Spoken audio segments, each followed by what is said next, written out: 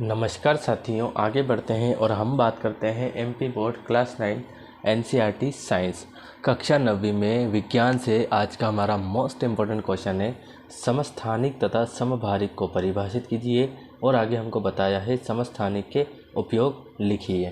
ठीक है, क्या बोला गया है? समस्थानिक तथा समभारिक को समझाइए या परिभाषित कीजिए और आगे है समस्थानिक के उपयोग लिखिए। तो आइए समझते हैं। सबसे पहले समस्थानिक क्या होते हैं, तो सिंपल सी लैंग्वेज में लिखा गया है, आई थिंक आपको समझ में आएगा। एक ही तत्व के परमाणु जिनमें परमाणु संख्या समान होती है, फिर से समझना, एक ही तत्व के परमाणु जिनमें परमाणु संख्या समान होती है लेकिन द्रव्यमान संख्या अलग अलग होती है। परमाणु संख्या समान होती है, द्रव्यमान संख्या अलग अलग होती है। ठीक है, वे समस्थानिक कहलाते हैं।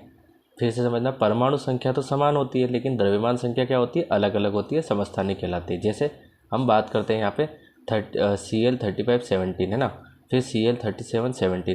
तो यहाँ पे देखो क्या बताया, परमाणु संख्या जो है नीचे लिखी जाती है और द्रव्यमान संख्या ऊपर लिखी जाती है। तो द्रव्यमान संख्या तो अलग अलग है लेकिन परमाणु संख्या क्या है यहाँ पे? एक समान है। क्या है? एक समान है। ठीक है गाइस, अब हम बात करते हैं समभारिक की। तो समभारिक क्या होता है? तो जस्ट अपोजिट हो जाएगा। दो अलग अलग तत्व, उसमें क्या था? एक ही तत्व। इसमें दो अलग अलग तत्वों का जोड़ा। ठीक है, जिनकी परमाणु संख्या अलग अलग होती है, उसमें परमाणु संख्या समान थी, इसमें परमाणु संख्या अलग अलग है लेकिन द्रव्यमान संख्या समान होती है। उसमें द्रव्यमान संख्या अलग अलग थी, इसमें द्रव्यमान संख्या समान है। कहने का मतलब इतना सा है कि ये दोनों एक दूसरे के अपोजिट है, इसलिए एक याद कर लीजिए, दूसरा ऑटोमेटिकली आपको याद हो जाएगा। क्या कहलाते हैं? समभारिक। एक बार पूरा पढ़ लीजिए। दो अलग अलग तत्वों का जोड़ा जिनकी परमाणु संख्या अलग अलग होती है लेकिन द्रव्यमान संख्या क्या होती है? समान होती है, समभारिक कहलाते हैं। ठीक है, जैसे हम बात करते हैं AR आर्गन और CA की। तो यहाँ पे AR की बात करें तो 40-18 दिया गया है, मतलब 40 और 18।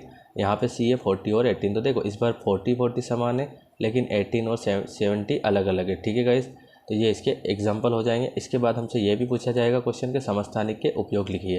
तो पहला उपयोग हो जाएगा कैंसर के उपचार में कोबाल्ट के समस्थानिक का उपयोग किया जाता है।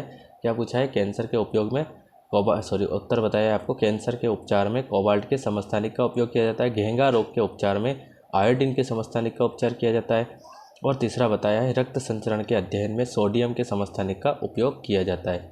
ठीक है गाइस, तो ये था आपके मोस्ट इंपॉर्टेंट क्वेश्चन, समस्थानिक और समभारिक किसे कहते हैं, समस्थानिक के उपयोग लिखिए। उम्मीद है आपको पूरा समझ में आया होगा और अगर फिर भी कोई डाउट रहता है तो आप मुझे कमेंट कर सकते हैं।